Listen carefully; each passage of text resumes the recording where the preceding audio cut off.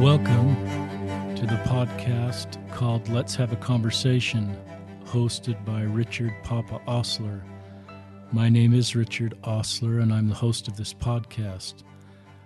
I like to pretend all of you are here in my living room. This is being produced in my living room with our producer, Tom Garbett, and I imagine you all here listening and wanting to understand more about the topics we're talking about. The topic I've chosen to talk about in this podcast is a Mormon faith crisis, something that many people are feeling in the Mormon church. I'd like to talk about my own mini faith crisis that occurred while I was serving as a YSA bishop. I pray that the Spirit will be here to help me communicate the things in my heart. My goal is to help everybody come closer to Christ and to help people come closer to our restored church. The purpose of this podcast is to talk about the complicated things in the Mormon church, but do it from the perspective of me, a faithful, all-in believing Mormon. This podcast, as I mentioned last time, has no fundraising goal. You can't donate to this podcast. There's no organization behind this. It's just simply me and my guests sharing thoughts about complicated topics. I'm not trying to develop a following here. I'm not trying to build something here separate from the church. My goal as a deeply committed Mormon is to help people come unto Christ and find how a restored church can work for them. As I mentioned briefly, the focus of this podcast is a Mormon faith crisis, and I'll talk about my own mini faith crisis. The purpose of doing that is to help those in a faith crisis have better tools and know how to stay. Most of the people I talk to in a faith crisis, when I ask them, what's your end goal here? Do you want to find a way to stay in the church, or are you looking for a way to leave the church? Most say, I'd like to find a way to authentically stay in the church. And the other focus of this podcast, and the reason to do it, is some of you may not be in a faith crisis. Most of you probably aren't in the church, but you may be around people that are. And you may be a bit unsure the best way to help them. And so I hope that this podcast helps you to be able to help people, family members, friends, or if you're a local priesthood leader or leader in any way, to be able to help others. The first thing I'd like to do is to introduce a concept about the church. The church, when people say the church, that's kind of a sticky word. That means a lot of different things to a lot of different people. And I like to think of the church and divide it into different categories, and I think that's important to understand a faith crisis. The first thing about our church that I think of is the gospel of Jesus Christ. The gospel of Jesus Christ is the pure teachings of Christ with all the pure ordinances, the pure organization, that is something that hasn't been completely revealed and isn't something that's completely in our restored church. I sometimes compare it to water in a swimming pool that's perfectly pure. The gospel of Jesus Christ is like a perfectly pure swimming pool. Our restored church has the priesthood and the priesthood keys, but its water may not perfectly match and may have some impurities from that pure gospel swimming pool. So the first thing about the church is the gospel that's pure. The second thing I like to talk about under the umbrella of the word church is our restored church. I believe in our restored church. And at the foundation of our restored church are covenants. Covenants that become enabled and active because of the restored priesthood. We call it the covenant path back to God. It starts with baptism and goes through the temple covenants. But our restored church, the foundation of that is the restored priesthood that gives those covenants to have great power in our lives. The next thing I'd like to talk about under the umbrella of the church is the institutional church. That's obviously a different word than the restored church. The institutional church is this organization of people, programs, policies, that's meant to implement the gospel of Jesus Christ. The institutional church is not a perfect church. Elder Ballard talked about this in a recent talk at BYU. in November of 27. And he talked about the institutional church is where all our leaders are. And I recently was released after serving as a YSA bishop, and I know I made mistakes in that assignment.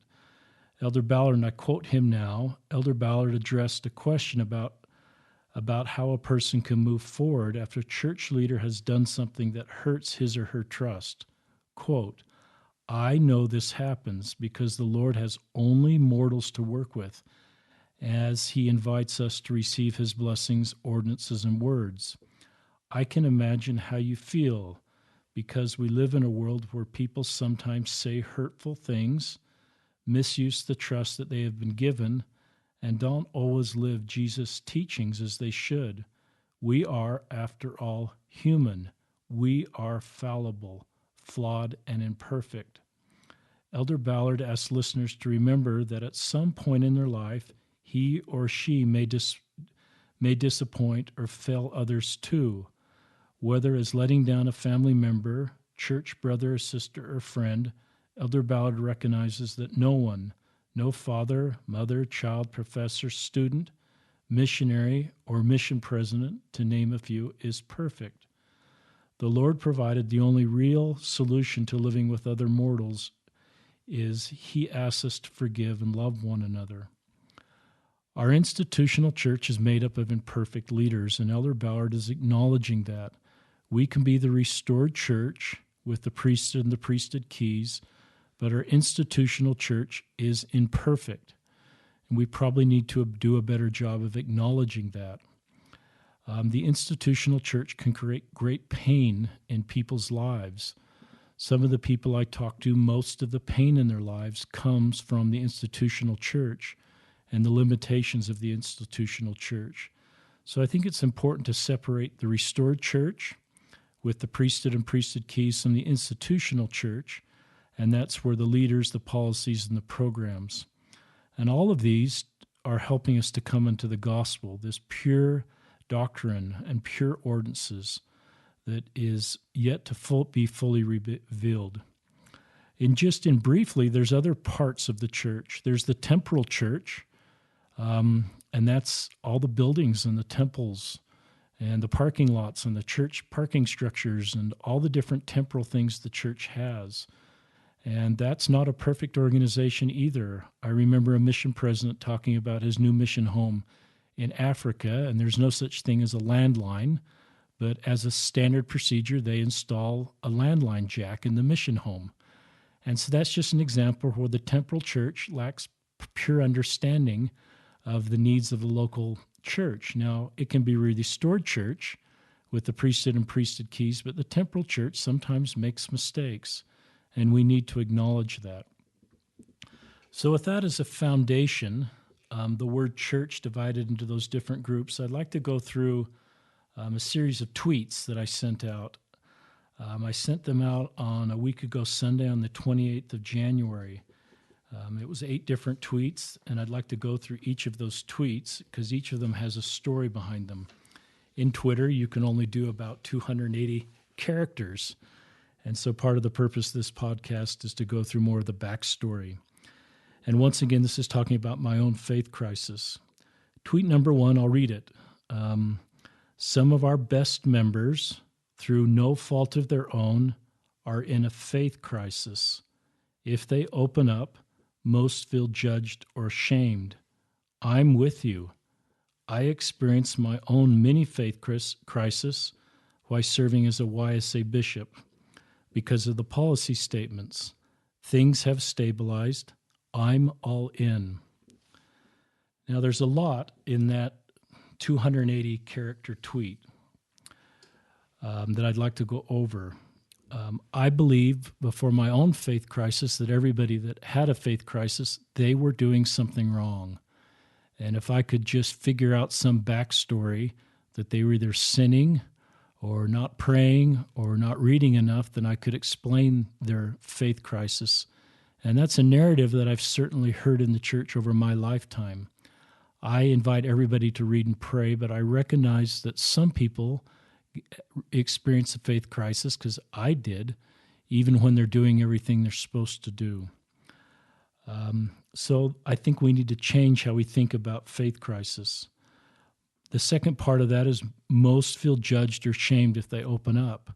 If we go on the assumption that everybody on a faith crisis is doing something wrong, then if they're courageous enough to open up about their faith crisis, many people, including me, might have judged them and assumed that they needed to do something that they're not doing. Some of the people I've met with in a faith crisis are doing more than anybody I've ever known as far as reading and praying and keeping the commandments and going to the temple. So giving those sometimes simple solution marginalizes them and makes them feel misunderstood and not validated. The third part of that first tweet is the policy statements. I experienced my own mini faith crisis over the policy statements. And for those of you that are not aware of the policy statements, in November of 2015, the church released some policy statements regarding same-sex couples. And the part that was the most hard for me of all of those statements were that children of same-sex couples could receive no ordinances in the church until they were 18 years old and disavowed their parents' lifestyle. And I've processed that not in my head. I realize there's some logic in that I support. And the church doesn't want to do anything to tear families apart. But in my heart, it just didn't feel right. And I felt almost like, in a football team analogy, that there's two sides of a football team lined up across the line from each other. And I almost felt like a member of my own team turned around and just punched me in the gut. I call it a sucker punch. And no one else on my team sort of knew what to do. The other team, if someone on the other team had sort of given me a sucker punch, everybody on my own team would have rallied.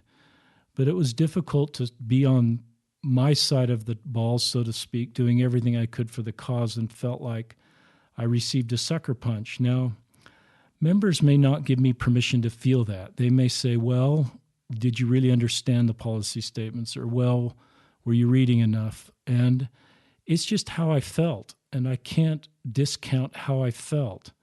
I'm not asking others to feel like I feel. I share that not to pull you to my way of thinking about the policy statements.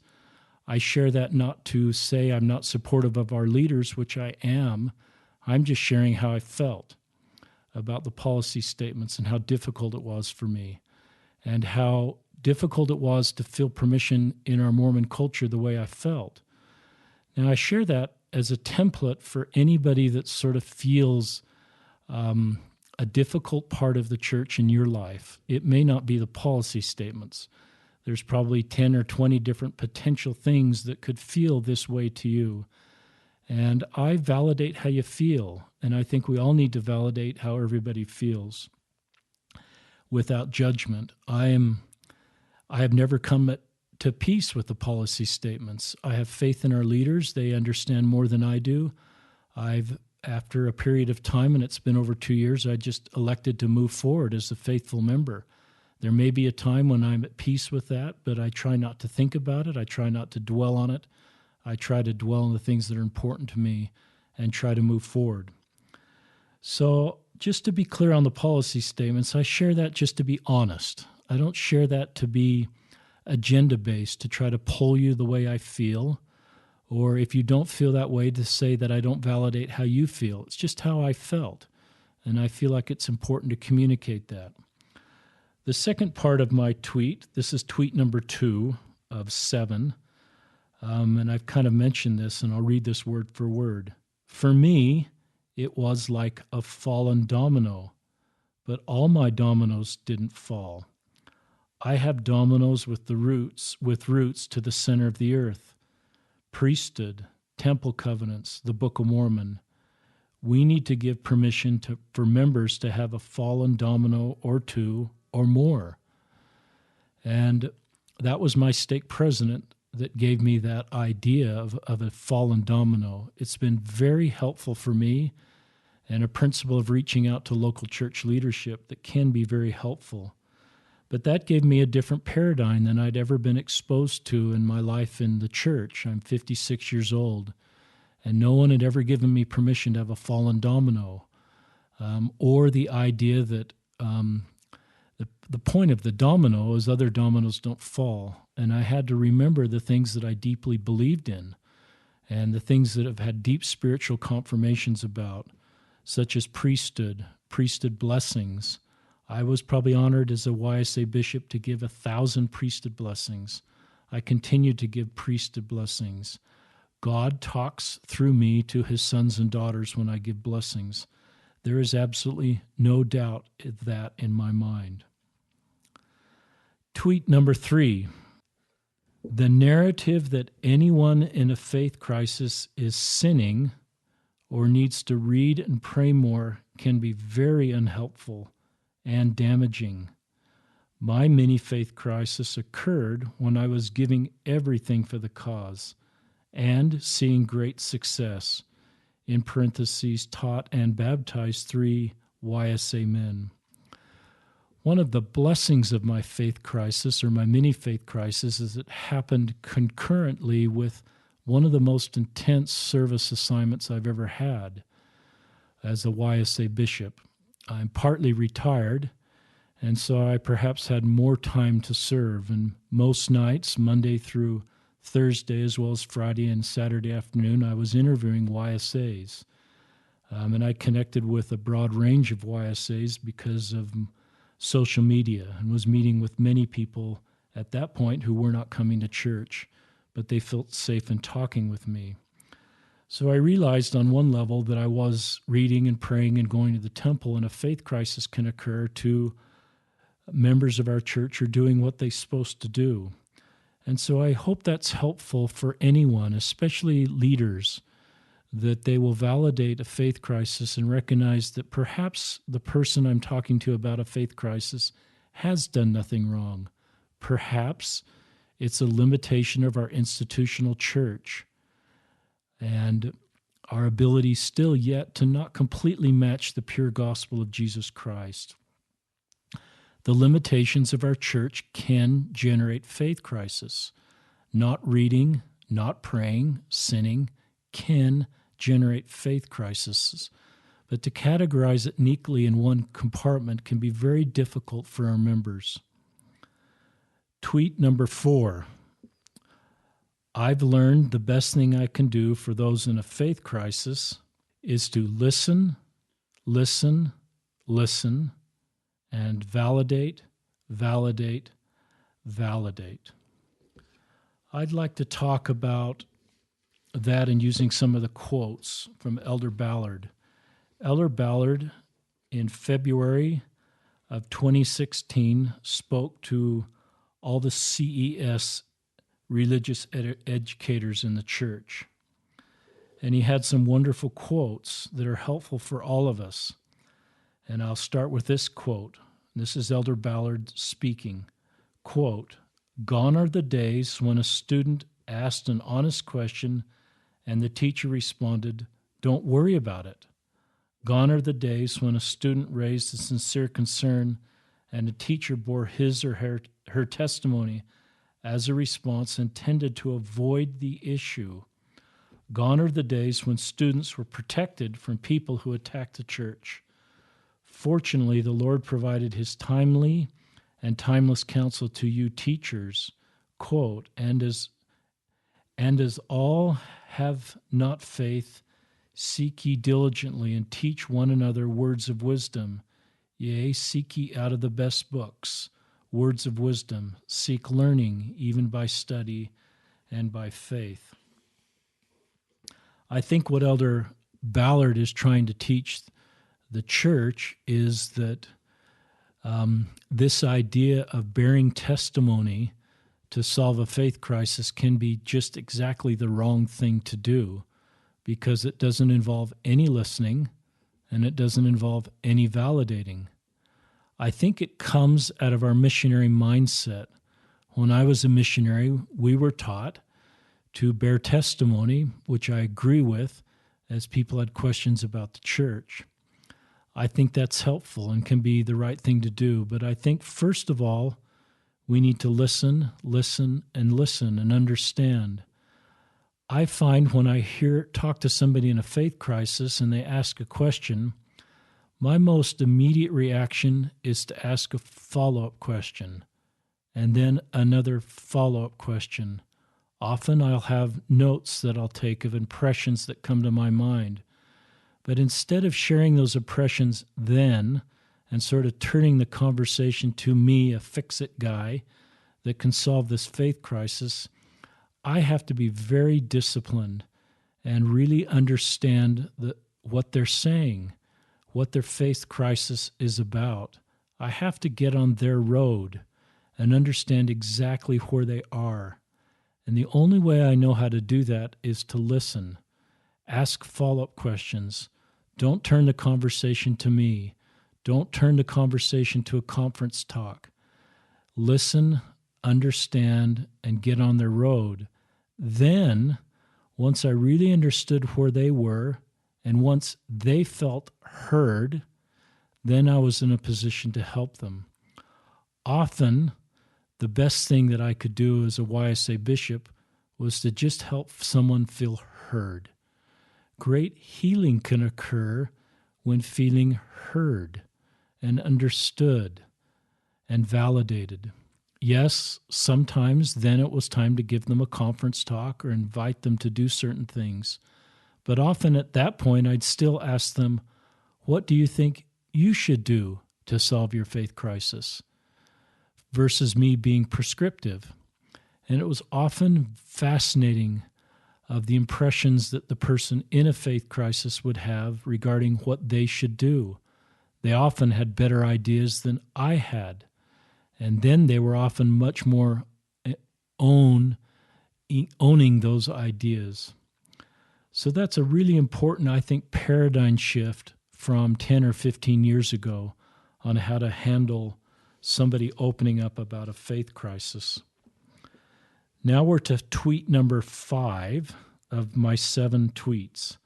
Tweet number 5 is, and I'll read it, validating how one feels doesn't mean we need to agree. I don't believe validating how one feels drives any wedge between them and the church deeper. But we can validate how one feels and the associated pain they may be feeling and experiencing. It is their lived experience. Validating someone and being vulnerable are two things that weren't even in my vocabulary 5 or 10 years ago. But that's so important. And so if someone has a concern about an aspect in the church like polygamy or multiple accounts of the first vision or blacks in the priesthood, I think it's really important to validate how they feel and to help them to be able to be safe in talking about how they feel, even if I don't feel that way. I don't think that somehow drives the wedge further or empowers them to believe that. I think it just helps them feel heard and feel understood. And I don't think a local leader or a family is crossing a line in letting someone talk about how they feel. I look at Christ in the New Testament and where he was always with those that were the most marginalized, those that had the hardest road. And what did he do with all those people? That was a great sign of his acceptance of them. He invited them to dinner or invited himself to dinner. I call that table fellowship, where he invited everybody and had conversation. So validating doesn't mean we agree. It just means we listen and we acknowledge that that's how they feel. It's everybody's individual lived experience. That's number 5. Number 6 is, and I'll read this one, being of one heart and one mind doesn't mean we sit in a congregation and all have the same uniform feelings about our church. We need to celebrate and embrace our differences. Being of one heart and one mind means we all have a common desire to come into Christ. I've thought a lot about one heart and one mind throughout my life in the church. That comes from Moses, chapter 17, verse 18, and I'll read that. And the Lord called his people Zion, because they were of one heart and one mind. and dwelt in righteousness, and there was no poor among them. So I look at one heart and one mind as just everybody that's trying to come under Christ, focused on being righteous and focused on there's no poor. The poor in this scripture may refer to economic poor, but the poor I think Christ wants us to know is we all are a little wounded and we all have some areas where we need help, and the church is meant to be safe for everybody to come.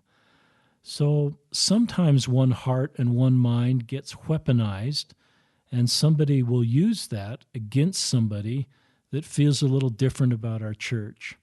Perhaps me about the policy statements, or somebody else about this issue or that issue. And if they're really trying to find a way to stay in the church and trying to figure this out, I think we need to give them permission to feel the way that they feel and not use this scripture as a weapon to cause them to feel they don't belong. Certainly we don't want the church just to work for people that all feel the same. Somehow magically in their inactive world, they get aligned exactly with how the church feels and they start coming to church. We want people to be in the congregation that have different feelings about our church. I've always felt the congregation needs to be safe for everybody. There's not a belief hurdle or a behavior hurdle. We can save that for the temple. The next quote is the next tweet I sent out, tweet 7, and this is where I get pretty tender-hearted. I'm going to go back and just quote Elder Ballard from his November 2017 remarks at BYU about people in a faith crisis. To family and friends who are less active, Elder Ballard encourages listeners to love them. And then his quote is as follows: "Please don't preach to them. Your family member or friend already knows the church teachings. They don't need another lecture. What they need, what we all need, is love and understanding, not judging. Share your positive experiences of living the gospel." It's hard to say it better than Elder Ballard has said it. And that's a different way of handling people in a faith crisis. Number 7 is, and I'll read this one, "If I could sit across from each of you in a faith crisis with tears in my eyes, I'd tell you that God loves you. You may not be off track. You may not be off plan. This may be part of your glorious and sometimes painful journey with Mormonism. We need you. You are the future of the church." So here I'm in my front room, and I've had hundreds of discussions with those in faith crisis, some that are out of the church in this room. And those have been some of the most tender experiences of my life. And a lot of tears have been shed, and a lot of blessings and prayers have been given. But almost everybody I meet with in a faith crisis does want to find a way to stay. They just want to authentically believe they can feel the way they do and stay. They go to testimony meeting, and sometimes they hear, "I know the church is true," 26 straight testimonies, and they feel different than that. So they wonder if they belong. They feel different about some of the aspects of our church. They feel different about the church history. And I just want to tell you, you belong. In D&C, we learn for some it is given to know, and some is given to believe. My dear wife, it's been given to know. She knows the church is true. There is no doubt in her mind and her heart. To me, I believe the church is true. Our commitment is equally the same. Our desire to live the commandments is equally the same. Our desire to invite other people to come unto Christ is equally the same. We just have different testimonies. I can have, I believe the church is true, and be a faithful member and feel like I belong in our congregation. I can also recognize those that have faith crises that you haven't brought this on yourself. Sometimes you'll come across something that's been taught different than what you first taught. And you feel that the church hasn't been as honest with you. Some will be a little more dramatic and say, I feel lied to, or I feel the church has whitewashed something. I validate how you feel. Many feel that way. I think we're in a transition time where we're getting to do a better job of teaching a factual history of our church so that our members don't get surprised later on. My own son, our youngest son in seminary, is learning about the complicated parts of church history. He comes home and telling me things that he is learning in a faithful way about complicated issues with a foundation set of principles that will help him, that I didn't have and many of you didn't have. And so I think as a church, our institutional church, remember that's the imperfect part of our church, is doing a better job. And the essays are out, the 11 essays. Elder Ballard talks about the importance of everybody reading those essays. He invites the CES instructors and I think all of our local leaders to know those essays like the back of your hand. They talk about the more difficult issues in our church, like race in the priesthood, multiple counts of the first vision. And I think every local church leader should know those essays and have read them because it will help you as you're working with family members and members of your congregation, because you know the messy parts of the church and you have a faithful answer to give as people open up. So those of you that are here in this room, I invite you to stay. You are the future of the church. We need you. I want you to be the future teachers and leaders of my grandchildren. You will come to the church with a much more holistic and complete understanding of our history. Every church has a messy history. Our church is no different. Every church has difficult things. Every church has made mistakes. I think that's part of a church growing and maturing. I bear my belief that this is the restored church. It's the restored church in the sense it has the priesthood and the priesthood keys. I sometimes think our institutional church is like an early adult equivalent where it's stabilized. It's past the sort of difficult teenage years, and it's become very stable and an early adult. But it's a work in process to match the restored church. And I was recently in a meeting where somebody was in a leadership position was talking about why the youth of our church are not attending and why they're falling away, perhaps in a higher percent than 5 or 10 years ago. And that wonderful member talked about how it was the youth that are less faithful and the youth that aren't as strong.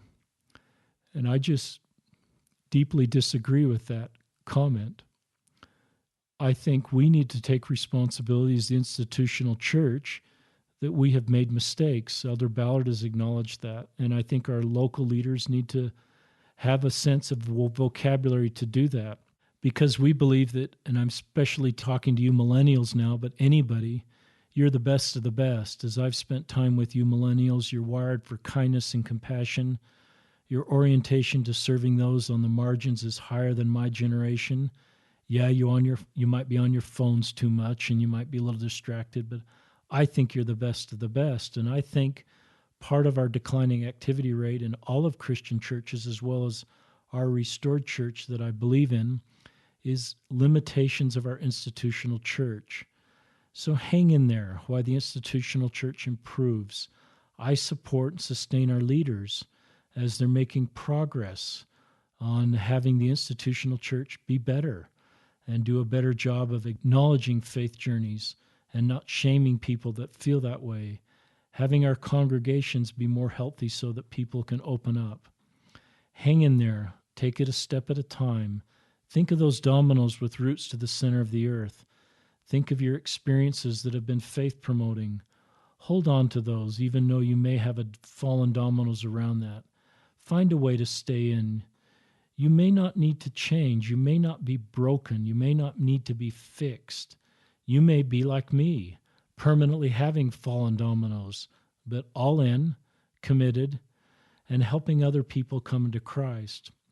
I know my ability to invite people in the church has only increased with this new framework of believing in Mormonism. I have more authentic discussions, more honest discussions with people considering the church, and have had more joy as I've seen people join the church. There may be people listening to this podcast that are considering Mormonism as their path. I've met with many that are out considering Mormonism, and I invite you to consider this as the restored church.